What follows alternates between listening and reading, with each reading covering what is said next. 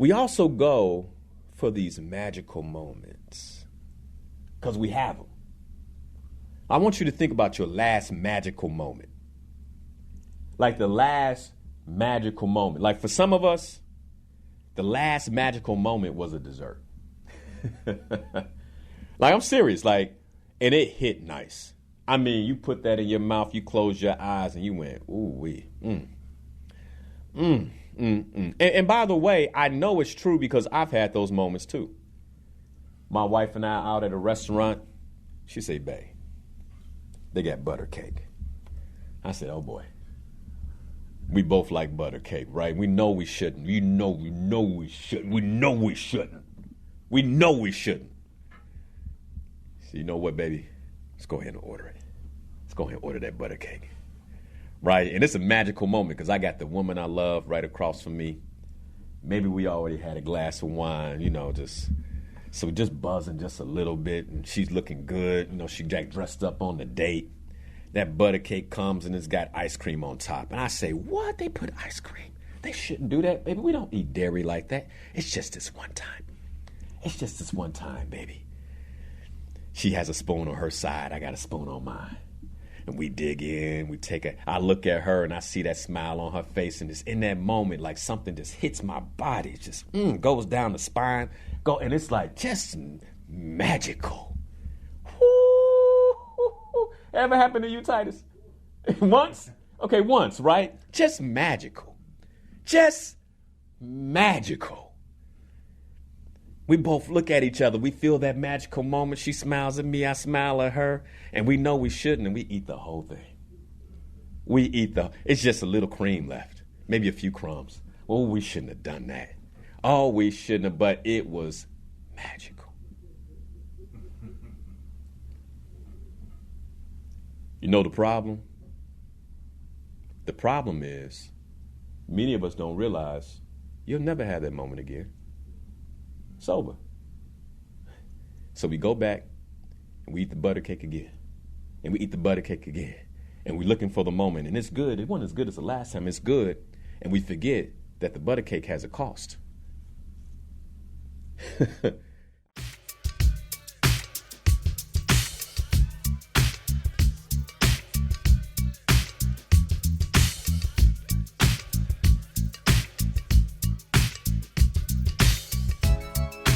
If you wanna be about it, come on, let's talk about it. Change up the things you see. Open your mind to possibilities. Find your power, passion, and your purpose. It's time for you to walk in greatness. Let's murder mediocrity. Slay your goals, live out your dreams. Inspirational perspective. In the next 3 to 4 days, according to research, 75% of people who set some type of New Year's resolution or some type of goal have officially quit. Like as of Wednesday, Thursday of this week, most people have officially thrown in the towel. Like they've waved off the ref in their corner. Not gonna win this one. Like, throw in the towel. Life is beating me up too much. The daily grind has completely punched me out of any aspiration or dream I have for this year. And when I think about it, it's sad. It's sad because when I reflect on my own life, I remember getting beat up that way. I do. And even when I think about many of the people I've worked with over the years, I think of it like this. They've been working with other coaches and trainers, or maybe they didn't have coaches and trainers, but in the boxing terms, let's just say that folks were throwing a towel in, right? But then at the same time, they wasn't training them properly. And it's always a joy to have the opportunity to work with someone or work with a group of people where, that first round, ain't even no thought. I see every year as a 12 round boxing match. And it's not even a thought as to in the first round if we're about to give up. Like, our legs are still underneath us. We still got moves, still bobbing and weaving. I think about Muhammad, he'd come out, he's still skipping. Can you imagine that? You tired and the guy you tired, you don't know how you're going to go another round. And the guy you competing against is just, what's up? Let's go. Like, that's scary. And I want to be the other guy. You know what I'm saying? I don't want to be the one that's scared. And so, shout out to the Slay Your Goals members. We had a meeting on Thursday night, one of our sessions, where we talked about the simple scientific techniques for success.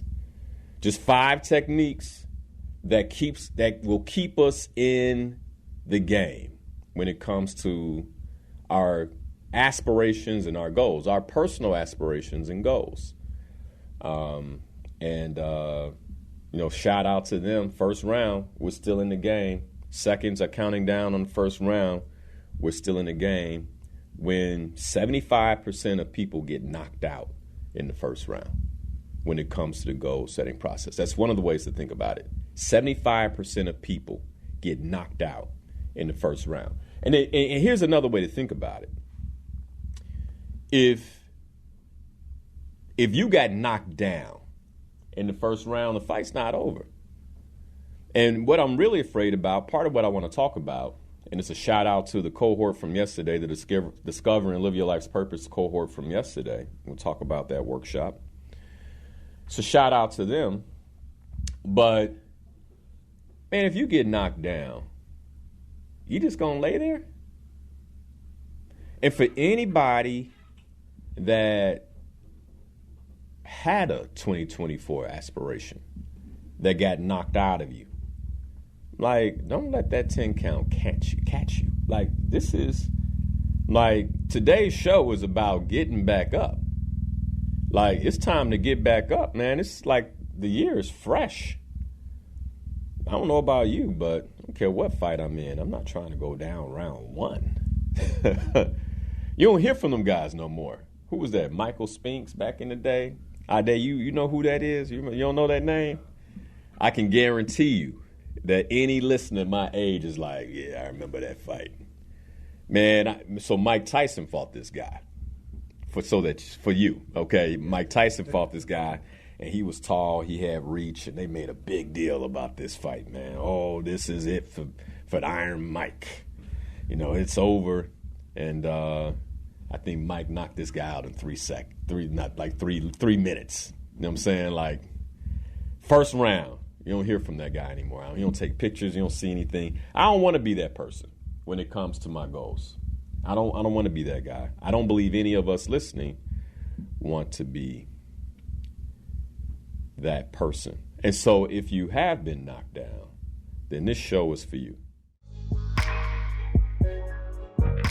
I want to calculate the true cost of comfort and fear in your life.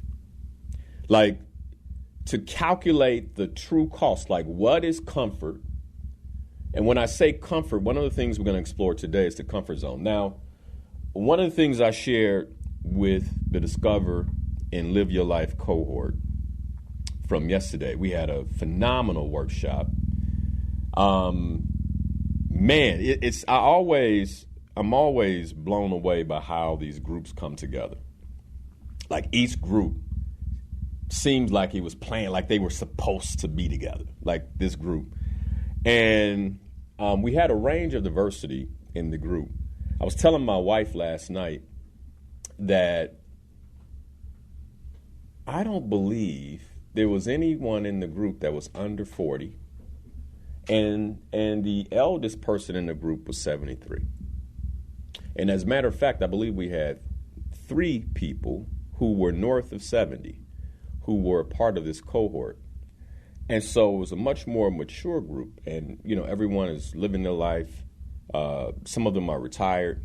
Some of them, and some of them are, looking to recreate, the work that they do. Everyone working, everyone successful, and looking to recreate the work that they do in alignment with their life's purpose. And just led to a really phenomenal session where we distinguished our purpose, how to live aligned with that purpose. And what I shared with them is that once I finish with those workshops, then I'm often thinking about what didn't I have an opportunity to teach them? And so today's show is dedicated to them, because these are the things that if we had an additional 90 minutes or so, I would have taught. And one of the things I want to talk about in dedication to that group is the comfort zone. And the cost, because when I think about this group of people, everyone is already doing something, right? Everyone has already experienced success or has some level of success, and is living a life that most folks would consider above average.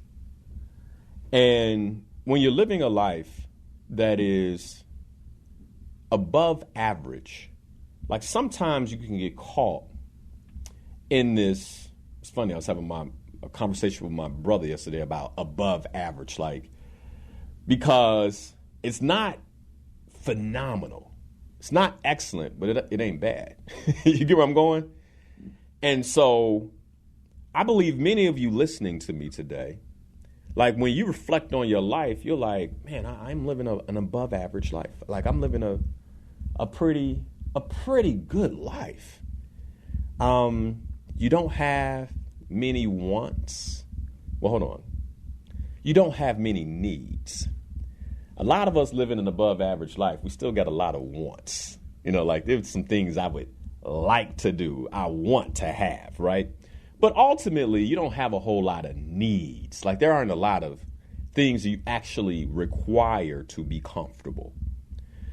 And when you think about that, it's kind of dangerous. It's kind of dangerous, because what it does is it begins to kind of wound us to sleep. We get comfortable. And then we get so comfortable that we begin really just going for that comfort. And when you get into a conversation that makes you uncomfortable, like that can be like, oh man, like in some ways it creates a lot of fear. It creates a lot of fear because why would I change anything? I mean, my life is above average. Why would I go and disrupt my comfort for something I aspire for, but that's not in my hand? Because when you think about the cliche, an egg in a hand is better than two birds in the bush, or right? It's like I got the egg, Linnell. Like, what are you talking about? Like, why would you tell me that I should be pursuing more or going for more? Well, number one, the pursuit of purpose is not about comfort. Like, our life's purpose is designed to push us on this spiritual journey. It's designed to bring out the best in us on this spiritual journey. And let's just stick there.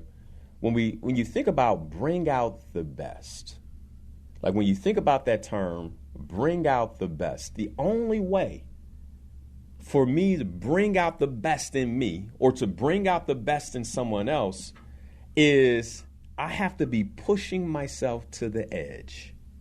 And if I'm pushing myself to the edge, then I'm not comfortable. And the idea of not being comfortable means that because I'm not comfortable, I'm actually operating on the edge, which is giving me an opportunity to actually deliver with excellence.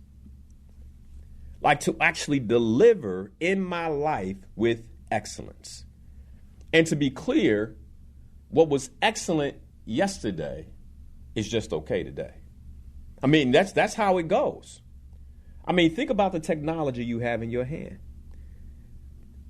There was at one point, I remember I used to carry an iPhone 10 a few years ago, right? And when I first got that phone, it was excellent. It did everything. I mean, everything was fast and pretty, awesome. But eventually Apple said, well, we haven't put out 11, but you might want to upgrade. We found some bugs in 10. You might want to upgrade. So what do, right? And think about this. With our technology, most of us go, all right, let me, tonight when I go to sleep, I'm going to plug it in. I'm going to upgrade. Now, every time we upgrade, we know there's a risk. We know there's a risk that maybe the phone doesn't function the way that it did, but we're willing to take the risk for the upgrade because we're in pursuit of excellence. We're in pursuit of the latest and the greatest. But then when you circle it back around to our lives, it's like, well, no, hold on now. That's uncomfortable, Linnell. Everything is going well. I pay my bills on time. Like, why would I shift anything? And the reason I would say you want to go for the shift, because without the shift, what is looming is mediocrity. So let's get into this concept of mediocrity, but more so the cost, like the real true cost of comfort in our lives, because there is a real true cost. So when you think about the comfort zone, at the very core of the comfort zone is fear. Like, think about, like, in your mind, or if you have a journal right now, like, just draw a big circle, and in the middle of that circle, you would put a dot, and that dot is fear. And for most of us, the comfort zone is sourced by, well, not just for most of us, for all of us, including me. Our comfort zone is sourced by our fears. It's sourced by our fears. And it creates these automatic ways of being, these things that you do without even thinking. You don't, like, for almost anyone, if you called in, I could take you through a series of questions where I could guarantee you would know the answer. I could just say, how would you be being at this time? If you got pulled over by a police officer, how would you be being? You'd be able to give me the answer because you know how you would be, because all of your fears are safely protected by what we call in coaching your automatic way of being, like how you show yourself to the world. And how we show ourselves to the world is something that we have programmed inside of us. And it's automatic because it's like knee-jerk. Somebody walk into the studio right now I'm not expecting, I'll have a knee-jerk reaction. Don't even have to think about it, because there's something inside of me inherently that is designed to protect me or to push me towards survival. Now, that's the way the Creator engineered us for survival. The problem is that we don't live in an environment where we have to fight for survival anymore. So we're making life decisions this automatic way.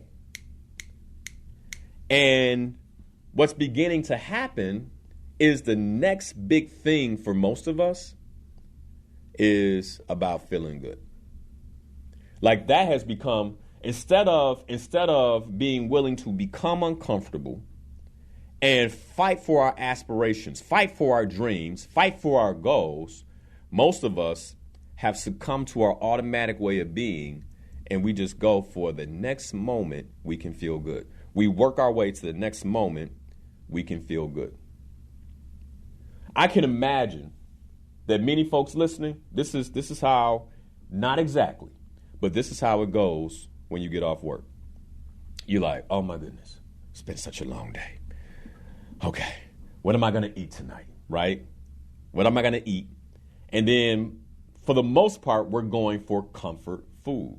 What's the cost of that? Like, what's the cost of that? But not only are we going for comfort food, but we're going for the moment we can actually get comfortable, right? Like, when can I sit down? If you're a young man, it's like, when can I get that controller in my hand, right?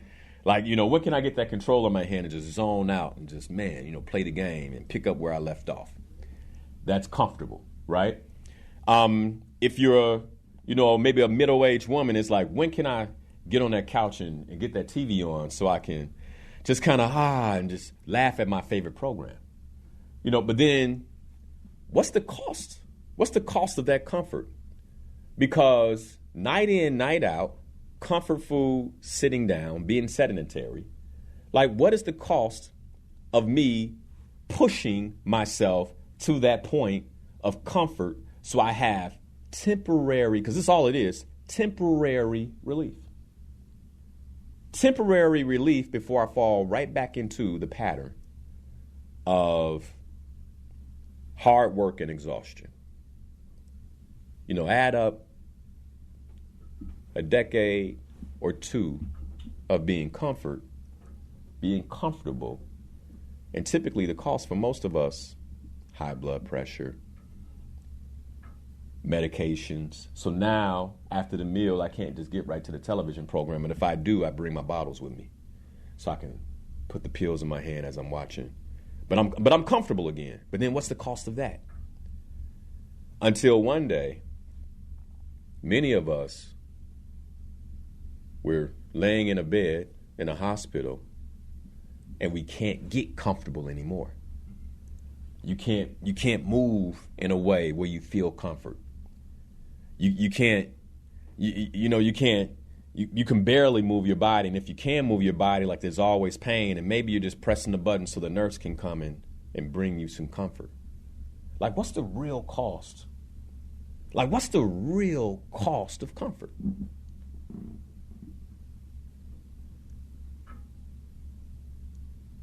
I was having a conversation last night with someone who's interested in the leadership tour of Uganda.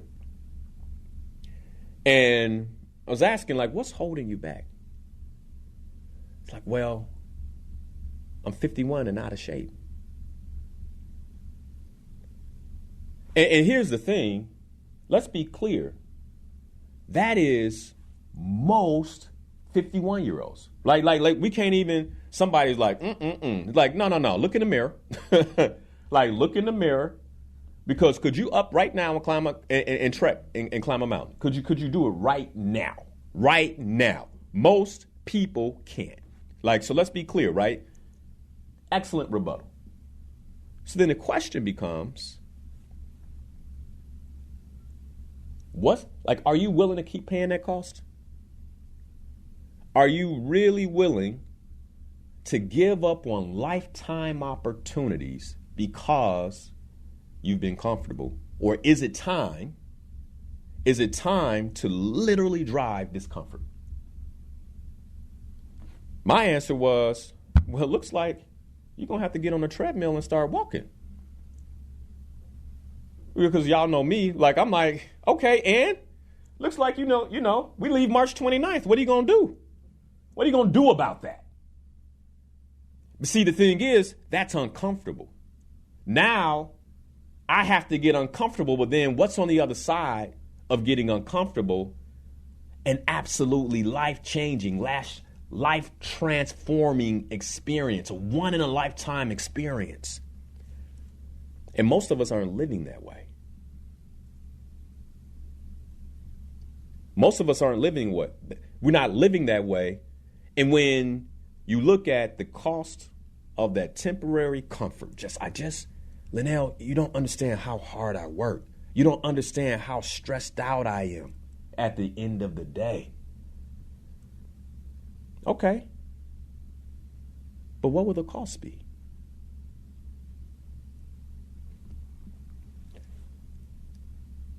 I was sharing with someone the heart I have for our community. Like it, I was listening to Ecclesiastes. I think it was in chapter 5 or chapter 6.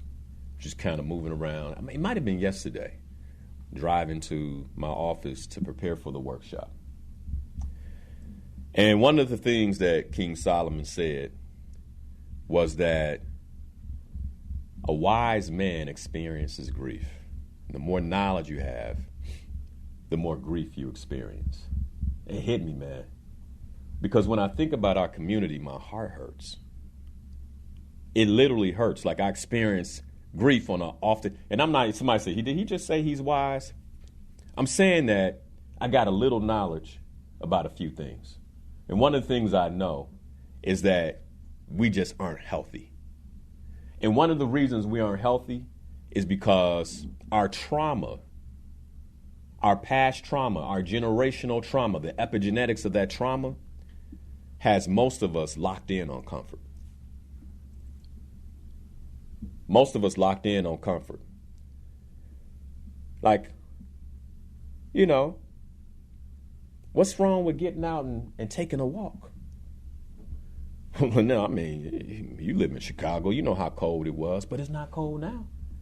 It's nice outside today, right? You know, I get it. Like, you don't have to walk them weeks, you know. You could have ran in place inside the house, though. But see, that's not, it doesn't get me towards the next thing that feels good. And now we live in a society where there's so many purpose poisons. Purpose poison is everywhere. And for those of you who didn't take the workshop, like what I mean by purpose poison is our distractions and fears, but more so our distractions. I mean, think about how easy it is to have a dopamine moment that feels good, like you can just get charged up almost immediately. A lot of people liken the United States to the late Roman Empire. You want to know what's different about the people of the Roman Empire and the people of this American empire? That the people in the Roman Empire, to get to one of the games, they at least had to walk. They at least had to walk. They may have to walk a few miles to get to the games. Hey, Titus, where you headed? I'm headed to the games. What? I'm going to walk with you. At least they had some level of physical activity. You get where I'm going? So we can look at the old Roman Empire and go, oh, man, they feel like how, you know. But us, we're far worse. Because in order for me to get to the games, all I got to do is roll out the bed, walk down the stairs. I don't even got to roll out the bed. Like some of us don't even got, I can say, babe, you mind bringing me, a croissant upstairs with my coffee? And then, where's the remote? We get mad because we got to get up and get the remote. What's the cost of that? Like, I mean, I really want us to think about this. Like, what is the eventual cost? I don't believe that many of us believe that at some point the tab is going to come due. Like at some point you have to pay that tab. How I think about it is I prefer to pay the tab a little bit every day. Let me get up, get my exercises in. Let me get up, get to the gym. Let me work on this body. Right? I don't want to pay the whole tab at one time on my health. I prefer for when a doctor says something like, oh, I didn't know that. Okay, that's affordable. I can do something about that. You get where I'm going? And I already got something in the bank So doing something about that is fairly easy.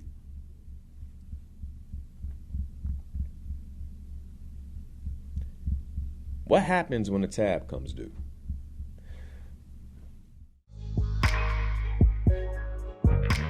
We also go for these magical moments because we have them.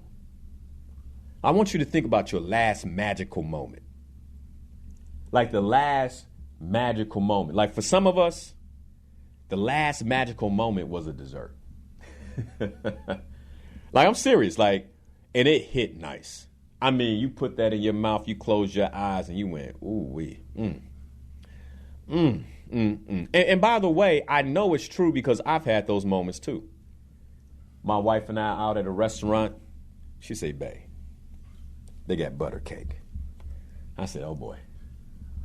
We both like butter cake, right? We know we shouldn't. We know we shouldn't. We know we shouldn't. We know we shouldn't. So you know what, baby? Let's go ahead and order it. Let's go ahead and order that butter cake. Right? And it's a magical moment because I got the woman I love right across from me. Maybe we already had a glass of wine, just buzzing just a little bit. And she's looking good. She got dressed up on the date. That butter cake comes and it's got ice cream on top. And I say, what? They put ice cream? They shouldn't do that, baby. We don't eat dairy like that. It's just this one time. It's just this one time, baby. She has a spoon on her side. I got a spoon on mine. And we dig in. I look at her and I see that smile on her face. And it's in that moment like something just hits my body. It just goes down the spine. And it's like just magical. Ever happened to you, Titus? Once? Okay, once, right? Just magical. Just magical. We both look at each other. We feel that magical moment. She smiles at me. I smile at her. And we know we shouldn't, and we eat the whole thing. It's just a little cream left. Maybe a few crumbs. Oh, we shouldn't have done that. Oh, we shouldn't have, but it was magical. You know the problem? The problem is many of us don't realize you'll never have that moment again. Sober. So we go back and we eat the butter cake again. And we eat the butter cake again. And we're looking for the moment. And it's good. It wasn't as good as the last time. It's good. And we forget that the butter cake has a cost. Ice cream's got a cost. And we keep going for the magical moment. Magical moment, it's over. You ever been into a restaurant and you order a sandwich? You order a sandwich and they bring out, it's a normal day. Maybe, in Chicago, you're on the river. It's lunchtime, normal day, break from work. And you order a sandwich, you don't even think of nothing about it. It might even be a healthy sandwich. You say, you know what? No, I don't want to, take the bacon off of it, please. Give me, put some extra lettuce or spinach. Can you replace that with spinach? Yes, sir, we can do that. It's okay, excellent. The sandwich comes, and it's cut. They got the sticks in it with the little plastic on the end, like maybe it's green. It's a nice little color. You say, okay, all right. You take the stick out. It's toasted.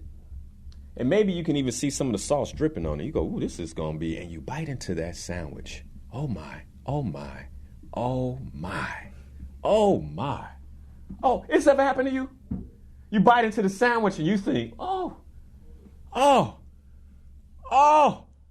you know what? I got to get Titus and I day here next Sunday. After the show, we're going to go get that sandwich. This sandwich is so good. You get done with the sandwich, you pay for your meal, and you call somebody about the sandwich. Bro, that happened with my wife and I. She'll call me, babe, I just had lunch. I just had this sandwich. I don't know what kind of sandwich was it. It was so good. We got to come and have the sandwich. Anybody ever been there? What happens when you go back with that person? Because here's the problem. We live for these moments and we know, everything I'm saying right now resonates with you because you know it's true. You go back, I bring Titus and I day to the restaurant. We order, all of us get the sandwich. I'm the first one to bite into mine. And as I bite into mine, I look at them, I go, it's not the same. I date by tears. He goes, well, Linnell really talked about this. Seems like a regular sandwich to me, right? Titus eats his sandwich. He goes, I'm like, how you like the sandwich? Go, eh. I'm like, yeah, it's not as good as when I. See, the problem is, like, we're wired for comfort. We're wired for these moments that peak everything in us. Our dopamines go crazy. We want other people to experience it, but that's not how life works. The sandwich will never be that good again.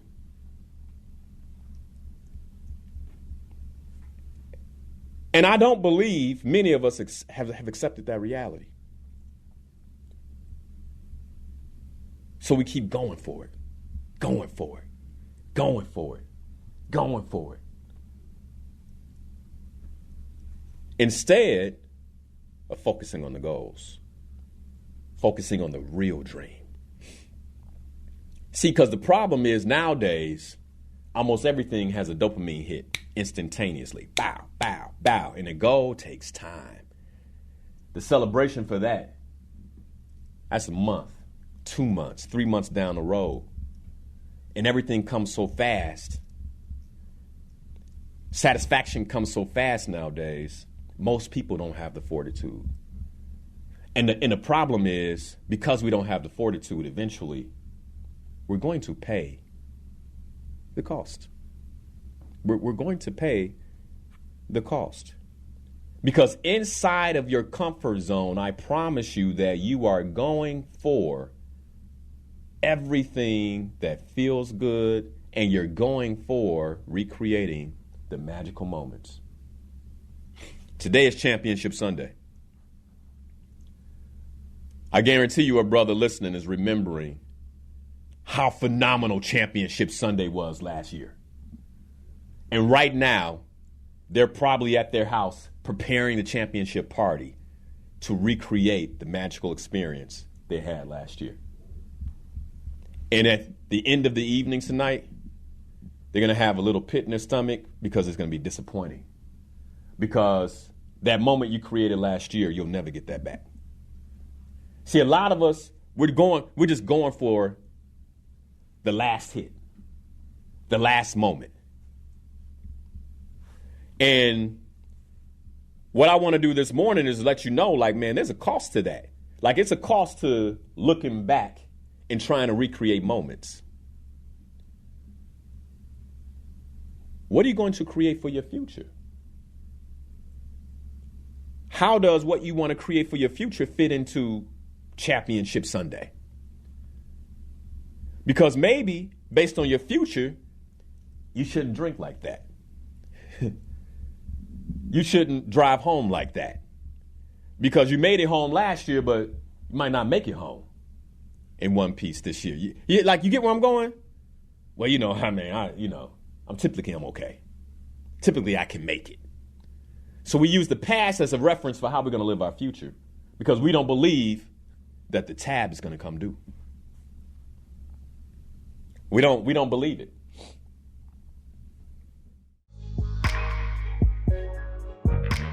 Now what I want to do is discuss this component of fear.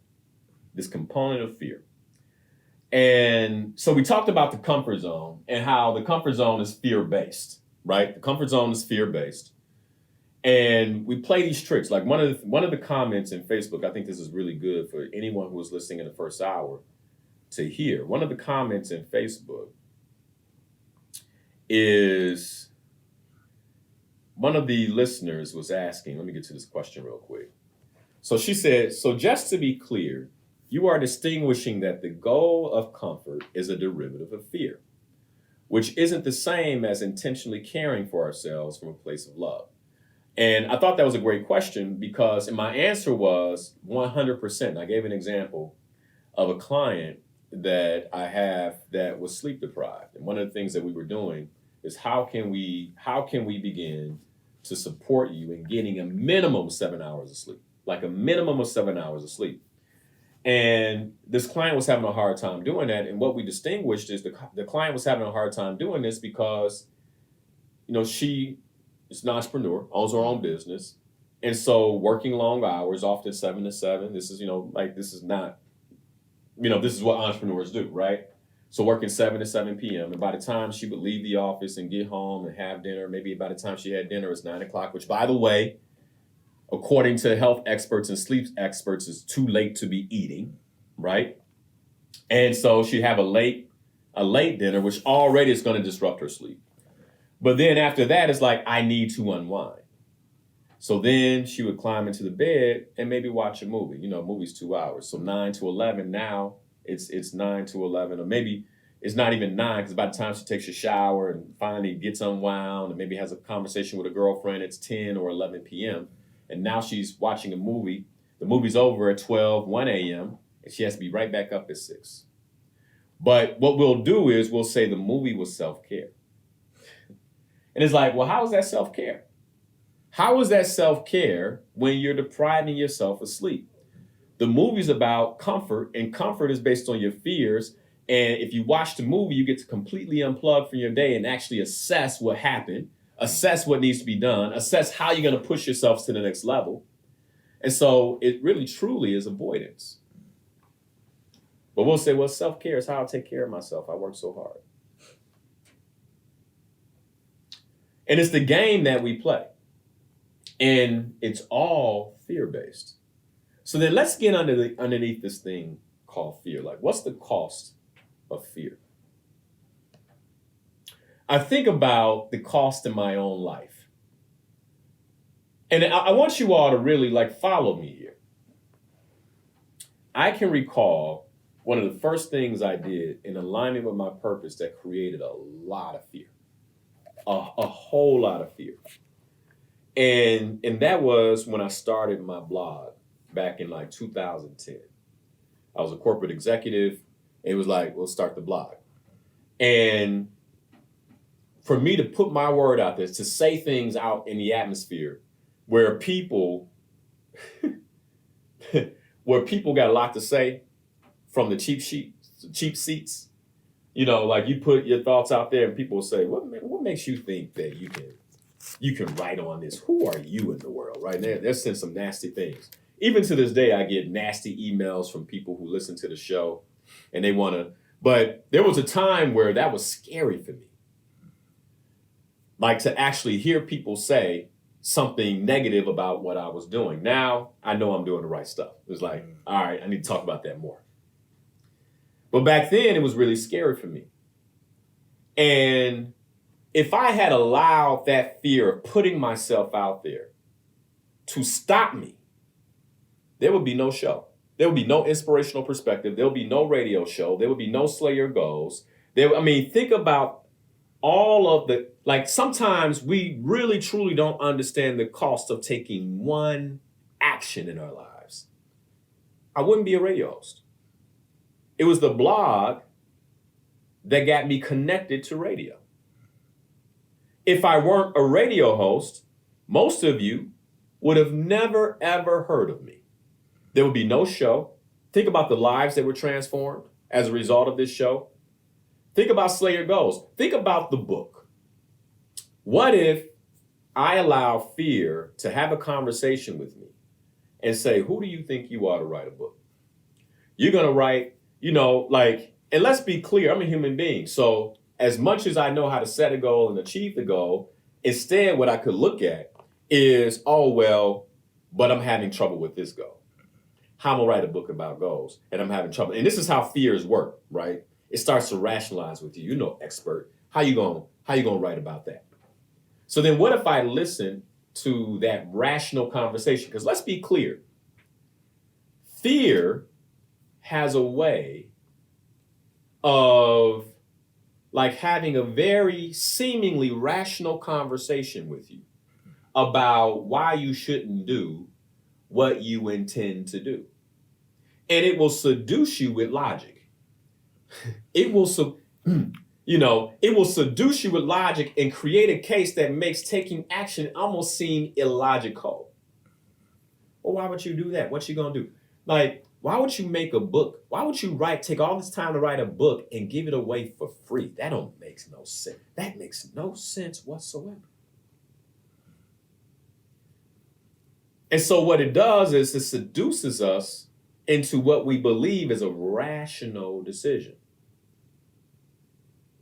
It feels rational. Well, maybe I won't do that because, yeah, I shouldn't do that. Yeah, no, I'm gonna hold back on that. I'm gonna press pause. Or one of the other things fear does, it says, well, do you know everything that you need to know to do this? You don't want to make any mistakes. Who's your editor going to be for the book, Linnell? Like, what if you make mistakes and what if you lose your credibility?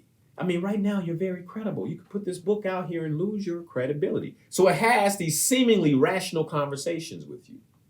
What it doesn't do is remind you of the goal, remind you of why the purpose-based goal was created in the first place. Like why you have this aspiration, why you have this dream, who it is that you intend to help, the impact that help will have on their lives. What it doesn't do, it doesn't have that conversation with you. So what if I didn't write the book? Because fear seduced me out of it. And then there's a whole community of people. You think about the Slayer Goals community, a whole community of people who wanted to achieve goals that wouldn't exist. That just wouldn't exist because I allowed that fear to seduce me. And I think often when we think about the impact of fear, we think about the impact on me. But what about the people who are supposed to read your book? What about the people who are supposed to walk away with your message? What about the people that if you powerfully live your life and follow your purpose are going to be impacted by that? Often when we look out in the world and we see things that we don't like, we'll say, somebody ought to do something about that. And one of the reasons I believe our community is in the place that it's in is because there are people who've allowed themselves to be average, who've become seduced by their comfort and fears, who aren't taking radical action. Because if those same people sitting in their comfortable homes were just taking radical, uncomfortable action, many of the problems that we have in our community would have solutions. Because there will be people handling those solutions.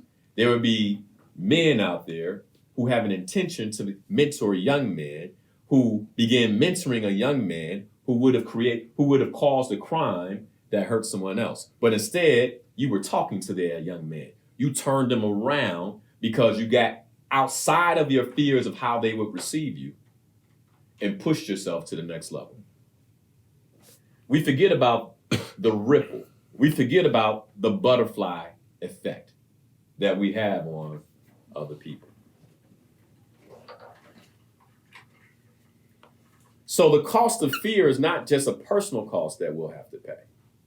The cost of fear is the cost on all the other souls, all the other people that never get the benefit of us truly living our purpose. And that, when you really think about it, the cost is exponential. Here's the other thing that fear does. Fear will also have you take inventory of everything you have and everything that you've created. And it will say, you could lose it. You could lose it all. I remember, and I'm just kind of going through all the places where I experienced like just a great deal of fear, a lot of fear in my life.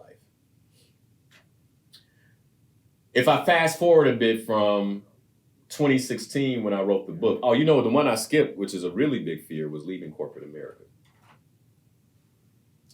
And the thing about that fear at the time was the only thing I could think about when I experienced the fear was my experience.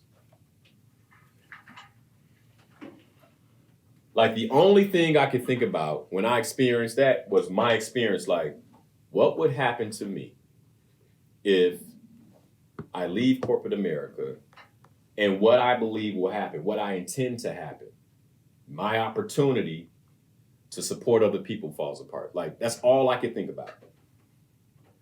I never considered the other lives I would impact as a result of leaving corporate America. I never even considered the other people I would inspire to do the same. I never considered that. Like often what happens, like when it comes to fear, we're solely thinking about ourselves. So what we don't realize is that fear is incredibly selfish. How fear works, it works through stories and interpretations. So you'll ask yourself, like, well, what happens if I do this? And then a story will come. Like, if I leave corporate America, what's happening? It's like, well, you're going to lose everything. You're going to lose everything. And not only that, you're going to work through all your savings. Before you know it, you'll be working through your 401k and your retirement. And everything's going to fall apart. And all you're going to do is find yourself back in corporate America working an even worse job. Like, so it will create a story that if you allow that story to grow wings and fly, will completely paralyze you and turn you around. And one of the things to notice about fear is fear typically takes your eye off the vision. Like whatever vision you've created, like it replaces the vision with a murky, dark picture. And typically how you can overcome fear or look at fear in another way is, well, how can all these things happen back to back? But how fear works and how it seduces is it will provide you an interpretation and a story of everything that can go wrong back to back to back to back to back. So much so that it paralyzes us, and I just won't do it. So for me, when it came to corporate America, I can recall like stalling 2015. I know it's like that's the year. I have the vision. I have the goal. I was supposed to put and I was going to give a month notice. I was supposed to put my month notice in August of 2015. August came and went. And I remember my coach asking me, and by the way, this is one of the reasons why coaching is so powerful, because it provides accountability and it also provides a conversation outside of the fear. Because when you're doing something that's incredibly uncomfortable, what happens is we have physiological responses. So here's one of the ways to think about how the comfort zone interacts with our fears. When I am in the middle of my comfort zone, everything is normal. Everything's fine.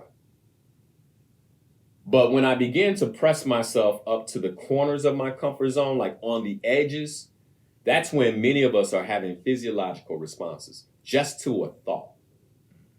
Like you'll have a physiological response just to a thought about what it is that you want to go after. Like every time you think about it, it makes you sweat. And like you're like, ooh, whew. Like it just, just the thought of it makes you sweat. And the reason why is because you're on the edge of your comfort zone. If you ever had the experience of being plunged completely outside your comfort zone, and once again, this is why I'm leading the tour, the leadership tour of Uganda. The leadership tour of Uganda is because, like, it gives leaders the opportunity to actually experience what it's like to go outside of your comfort zone on purpose, like completely outside of your comfort zone.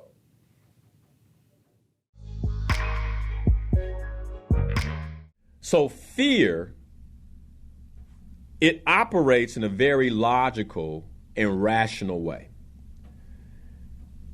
However, the mistake that fear makes is that it will pile on. Like, it will pile on. So it will pile on the logical and rational stories about everything that can go wrong. It won't just give you one. Right? And this is how you can spot fear.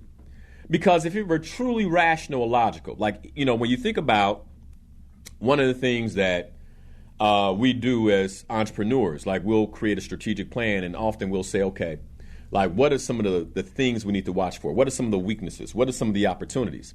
And we'll make a list, but within the list, there are certain strengths that, you know, will actually make this project move forward. There are certain things about the project, like highlights where we can see, okay, we want to move this thing forward. Well, fear doesn't have a conversation with you about the strengths that will allow you to proceed. Fear, how you can identify fear. Fear has this way of piling on the rational and logical stories because, by the way, like, they make sense.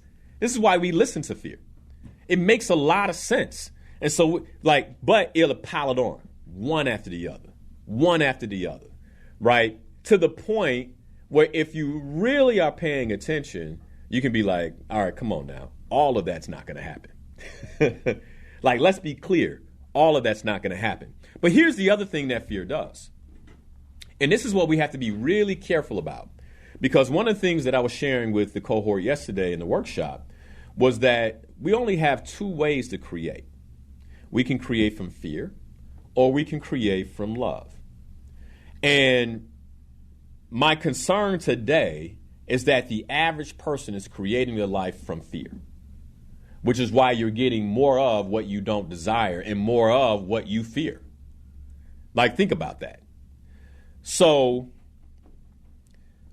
fear, the way that fear operates is not only does it give you logical, rational stories that make a lot of sense and it piles them on, but the closer you get to leaving your comfort zone to actually take on what it is that you're afraid of, it goes from being a conversation in the mind to actually impacting the physical body.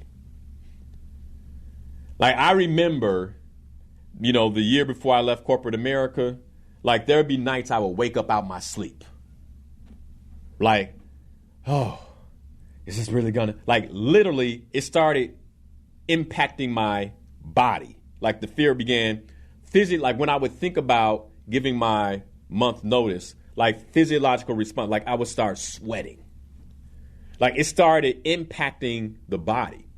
And one of the things that you should know about fear is that this is the last game it can play with you. Because if you can overcome the physiological responses of fear and still move forward, it has nothing else to play with. It has nothing else to play with. And that's what we call in coaching breakthrough territory. But you have to break through. And the thing that concerns me the most for many of us is that when the physiological response hits, we stop. We're like, oh, I just can't. It's like overwhelming. I just can't do this.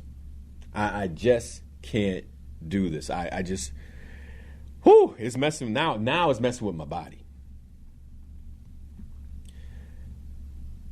And remember, this is the power. This is the power of an interpretation and a story that is fear-based. What's not there is many of us don't allow our mind to play an even game. And this is the power of vision. Last year, towards the end of the year, I did a whole series on vision. And one of the ways that we overcome fear is we have to take ourselves out of that present moment. Out of that moment that is giving us a physiological response. Out of the moment where we can pile up the logical and rational stories of all the things that won't go right. And we have to take ourselves out of that moment and get present to why we are being courageous and looking to navigate through the physiological responses that fear is creating in our lives. Like this is one of the reasons I tell people your vision has to be clear. Because the closer you get to actually taking on what it is that you intend to take on, the more the fear is going to pile on in a way that gives you physiological responses. And mind you ain't even done anything yet. But if I'm clear on my vision, how I clear the fear out of my mind, because let's be clear, this is all about the battlefield of the mind. How I clear the fear out of my mind is I stay focused on the vision. There's a scripture that says he keeps those in perfect peace whose mind is stayed on him. Now, let's break that down real quick. I think I quoted the same scripture a couple of weeks ago. Because for most of us, we will say, this goal is taking my peace. Nothing is worth my peace. And I want to be clear with you. For most of us, real true peace only comes with purpose. Now, 100% of us, real true peace only comes with purpose. When I know, and I want you to think about it this way.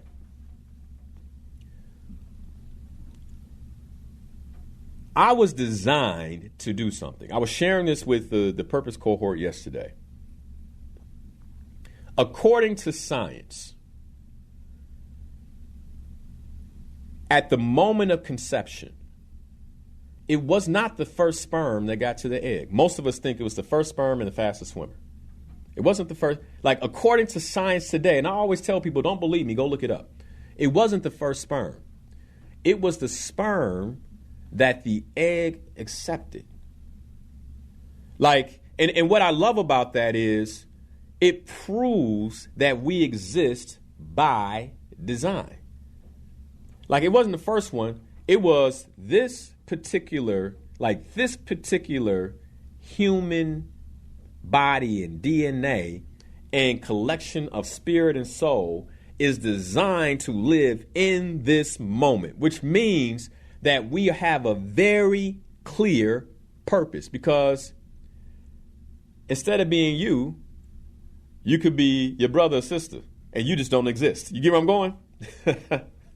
Like, it's that simple. But it's you.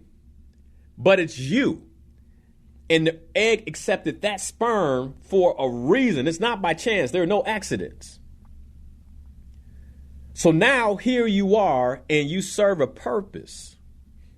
You serve a purpose.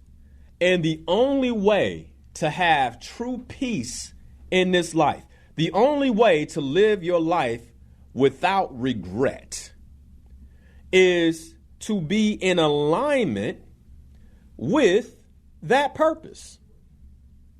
Like, that is the only way. Well, Linnell, you don't understand the trauma I've had. You don't understand my past. Hey, look, there are things that happen to you that maybe shouldn't have happened to you.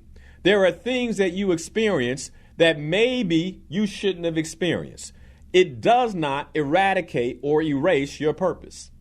And consider that the trauma of the past, the pains that you have, only enrich your ability to reach more people. It only enriches your ability to serve. It only enriches what it is that you're supposed to give. And that is the true power of purpose. And the only place that you will find true peace, like true peace. And this is for folks that even say the only peace comes in Jesus. The only peace comes no matter what religion you have, right? When you are believing in the way that you should believe and you're activated in alignment with God's purpose for your life. So a lot of folks going to church who aren't living out their purpose. And I can guarantee you that they're trying to figure out how to get the peace the pastor's talking about. Like, how do I get that peace that passes all understanding? You better combine what you believe, your belief in Christ, with your purpose. Activate that. Activate that. That's where true peace comes from. Because your purpose is also a promise. Your purpose is also a promise. And the beautiful thing about that promise is that when you believe in that promise, it provides the antidote to every fear that you can think of, every fear that can generate itself, every story that is sourced by fear, every interpretation that is sourced by fear. When you know your purpose, when you know what you were designed to do, you can eradicate that with the vision of the purpose that God gave you. It's that simple. Well, maybe it's not simple, but that's the way it goes. So back to when I was leaving corporate America, I had to come to a realization that it wasn't about me. I had to come to a realization that the false security that I felt in a job had nothing to do with what God could source into my life. I had to come to that realization. And for many of us, we're allowing fear, our fear, to actually trump the promise of the Creator. Now, and think about that. As logical and as rational as your fear can tell you a story, how irrational is it that you will actually allow those stories and interpretations to trump the promise that the Creator gave you? Now, you break that down for me, and a lot of us say we believe. A lot of us say, I trust in God.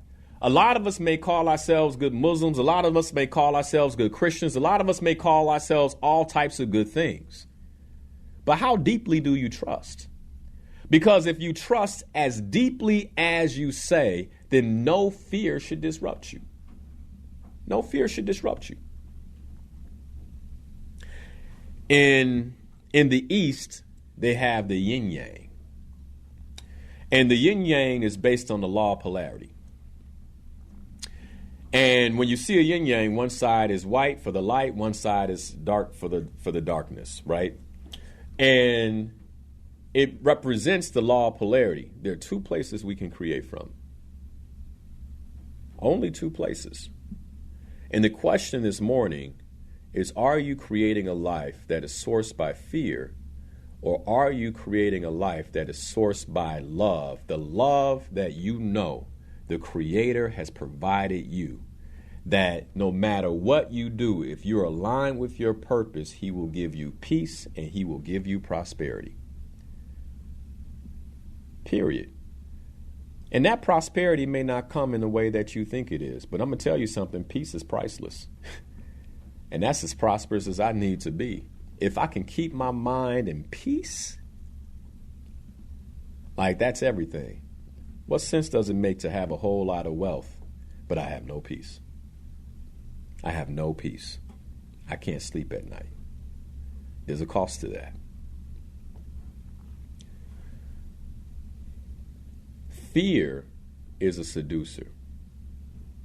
And what it's doing to many of us, it is seducing us away from the Creator's promise that if you live your life aligned with the purpose He gave you, if you live your life by the design that He provided, that the vision you have will come. The vision you have will come.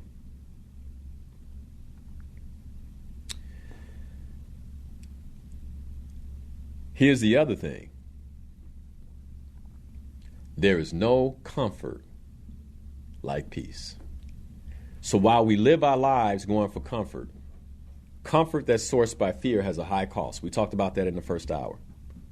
Comfort that's sourced by fear has a high cost.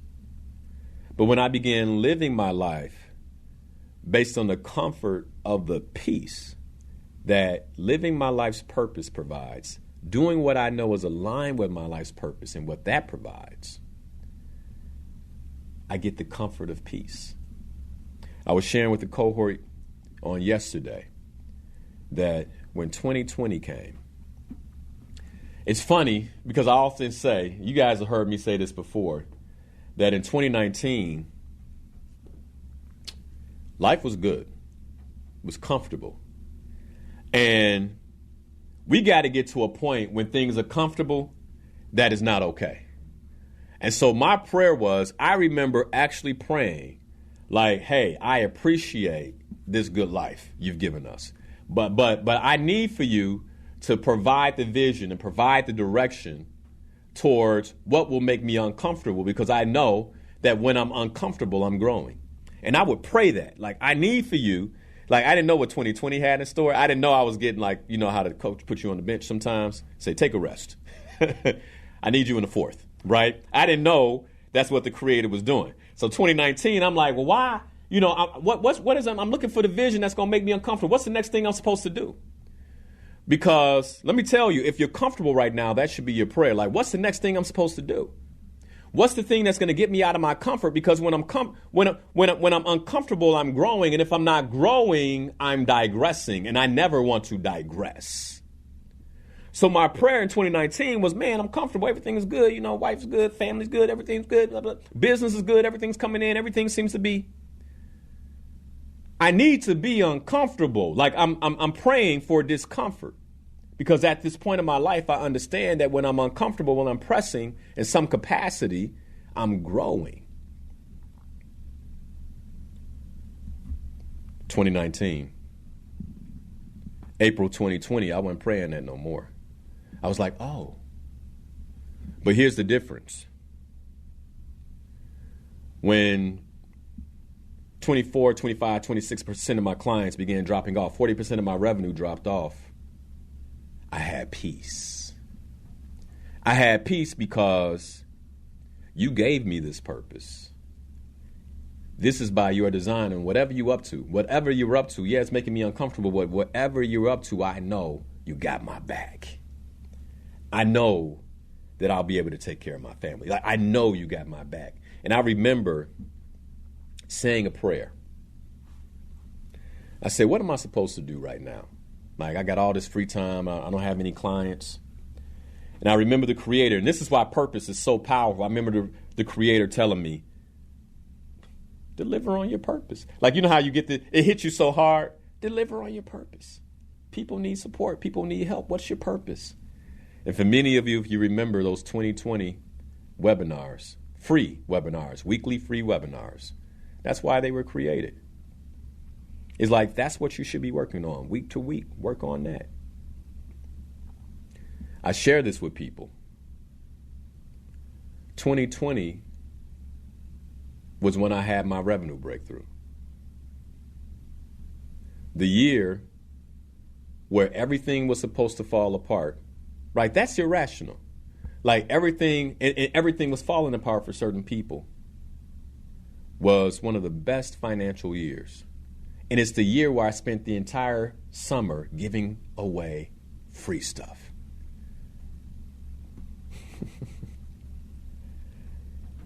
The Creator, man, he's interesting.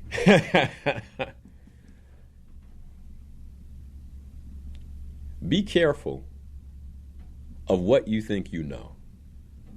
The other thing that fear does is fear, in many ways, presents itself as fact-based. It presents itself as the business case. It presents itself as what we believe we know. And most of what we fear never happens. It never, ever happens.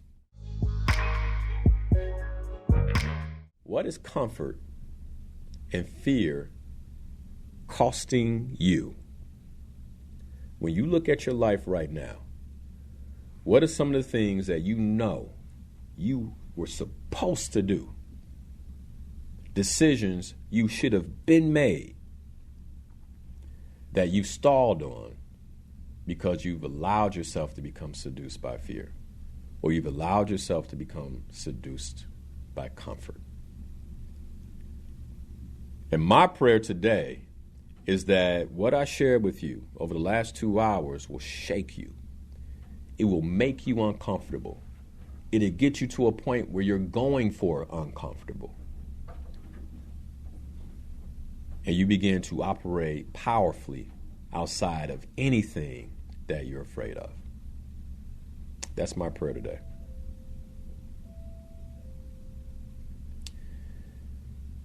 If you don't understand, there's a cost to that. There's a cost to that. There's a cost in your health. There likely will be a cost in your relationship. There's a cost in your work, the fulfillment of your work. There's a cost in your finances. But worst off, there's a spiritual cost. There's a disconnection. Because I believe one of the reasons why the Creator wants us to be uncomfortable is because that forces us to stay in relationship. Because when you're uncomfortable, I don't know about you, but you tend to pray a little more. When you're uncomfortable, you tend to check in just a bit more. You know, when you're uncomfortable, you tend to pause and ask for directions just a bit more. And so I believe that He's provided discomfort on purpose to keep us in relationship with Him. And so the biggest cost of comfort and fear is disconnection.